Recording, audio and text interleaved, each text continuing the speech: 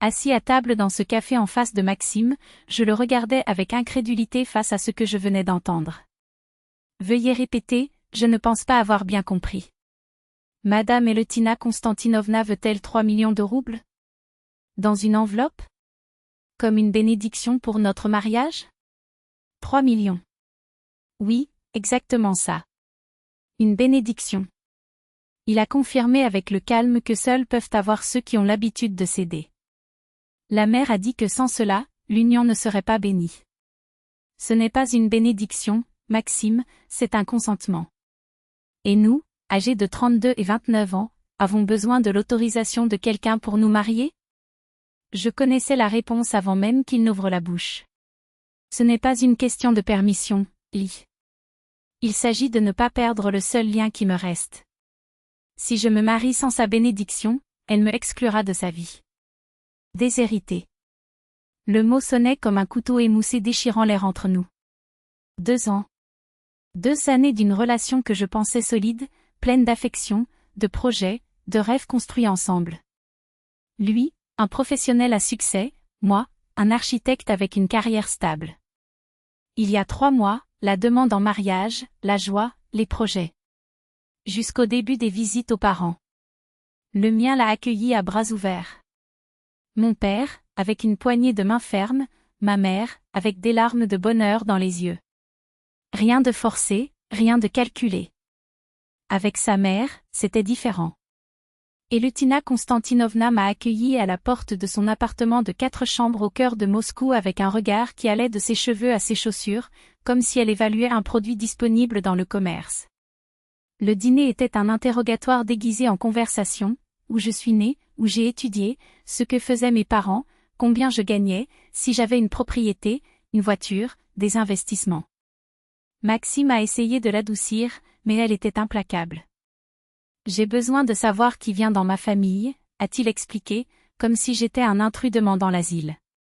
En sortant, il a lancé la bombe, je vais réfléchir si tu es digne de mon fils. À ce moment-là, j'ai eu du mal à avaler. Après tout, une mère est une mère, pensais-je. Une semaine plus tard, Maxime est arrivé chez moi le visage fermé. Elle a dit que tu n'étais pas bon. Que ta famille n'était pas assez bien, que tu n'avais pas d'argent. Mon père est ingénieur, ma mère est enseignante, répondis-je. Pour elle, cela ne suffit pas. Que voulait-elle? Que j'épouserais la fille d'une de ses amies, héritière d'une chaîne de magasins. À ce moment-là, il m'a serré dans ses bras, juré qu'il s'en fichait, qu'il m'aimait. Et j'ai cru. Jusqu'à il y a 2 semaines, les demandes ont commencé à s'intensifier. Tout d'abord, le mariage, non pas un dîner intime pour les 70 amis et parents qui comptaient vraiment, mais un banquet pour 300 personnes. Et tes collègues de l'entreprise, Maxime?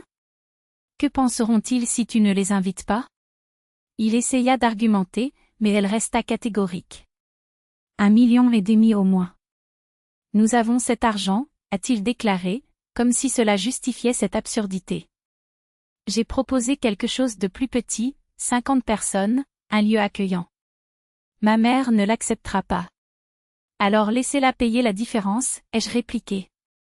Après tout, elle possède un appartement de luxe, 2 machines importées et une datcha à proximité. Ce n'est pas une question d'argent, Lee. C'est une question de fierté. Le résultat?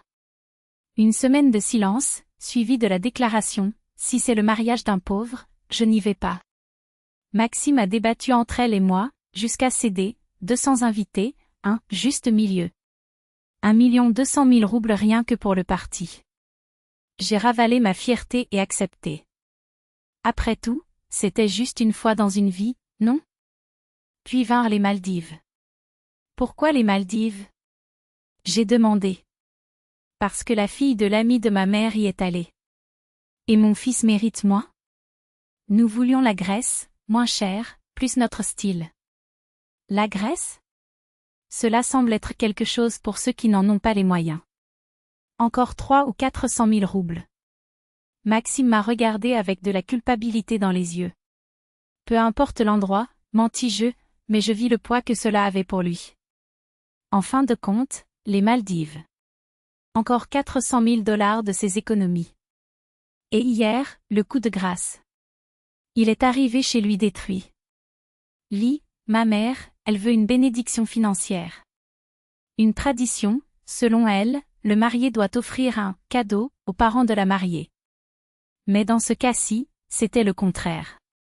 3 millions, lâche-t-il, comme s'il s'agissait d'un montant normal. Pour prouver que vous êtes engagé envers la famille. 3 millions, ce n'est pas un symbole, Maxime. C'est du chantage. Ce n'est pas du chantage, c'est ce qu'elle croit. Elle m'a élevée seule, après la mort de mon père. Elle a tout investi en moi. Maintenant, elle veut que cet investissement soit valorisé. Et pensez-vous que c'est juste? Il n'a pas répondu. Il m'a simplement demandé, les yeux remplis d'un désespoir que je n'avais jamais vu, s'il te plaît, Lee. Tu as des économies. 2 700 000. C'est presque tout, je sais. Mais c'est juste pour cette fois. 2 700 000. 8 années de travail, de privation, de rêves reportés. De l'argent économisé pour un appartement, pour ne plus dépendre du loyer. Et maintenant? Tout ça pour acheter l'approbation d'une femme qui me traite comme une mauvaise affaire. Je l'ai regardé, cet homme que je pensais connaître, et pour la première fois je me suis demandé, qui es-tu vraiment? Maxime, tu penses qu'il est normal que ta mère exige 3 millions de roubles pour bénir notre mariage? Il soupira. Ce n'est pas normal, mais c'est important pour elle. Et je ne peux pas me marier sans ça. Pourquoi? Parce que c'est ma mère. Je l'aime. Je ne veux pas la perdre. Et moi? Que me reste-t-il dans cet accord? Il n'a pas compris la question. Il a juste insisté, réfléchis vite, Lee. La fête de fiançailles est dans une semaine. Ma mère veut que tu remettes l'enveloppe devant tout le monde. En guise de geste officiel. Je me suis levée, j'ai attrapé mon sac et je suis partie. Sur le chemin du retour, j'ai fait le calcul, 1 200 000 pour la fête, 400 000 aux Maldives, 3 millions pour la « bénédiction ». Près de 5 millions au total. Mes économies, plus les siennes. Tout cela juste pour commencer une vie ensemble. Et puis? Appartement, enfant, imprévu. Que resterait-il? Je suis rentrée à la maison et j'ai écrit une liste. 1. Une belle-mère qui m'évalue en fonction de mon solde bancaire et de mon nom de famille. 2. Un mariage gonflé pour impressionner des gens qu'on ne connaît même pas. 3. Une lune de miel choisie par envie et non par désir. 4. 3 millions de roubles pour acheter une bénédiction qui devrait être gratuite. 5. Un fiancé qui ne peut pas dire non à sa mère, quitte à m'humilier. J'ai regardé ce document et j'ai compris, si je dis oui, ce ne sera pas la fin des problèmes. Ce ne sera que le début. Une vie dans laquelle chaque décision passera par son examen, dans laquelle chaque dépense majeure sera une négociation avec les reines des revendications. Une vie dans laquelle je serai toujours la deuxième option. Et la question que je ne voulais pas taire, est-ce que ça vaut le coup? Une approbation que je devrais mériter éternellement. Un combat quotidien pour prouver que je mérite son fils. C'est à ce moment-là que j'ai décroché le téléphone, j'ai appelé Maxime et je lui ai dit sèchement, « Alors? Tu as réfléchi? » Je pensais. Sa voix était hésitante. Il demande 3 millions. Silence. Un de ceux qui pèsent comme du plomb. Sérieux? Mon rire était amer. Absolument sérieux. Et je ne vais pas payer un copec pour une bénédiction qui devrait être donnée gratuitement. C'est grotesque. Lisa, écoute. Non, écoute, Maxime. J'ai coupé. Tu as 32 ans. 32 ans.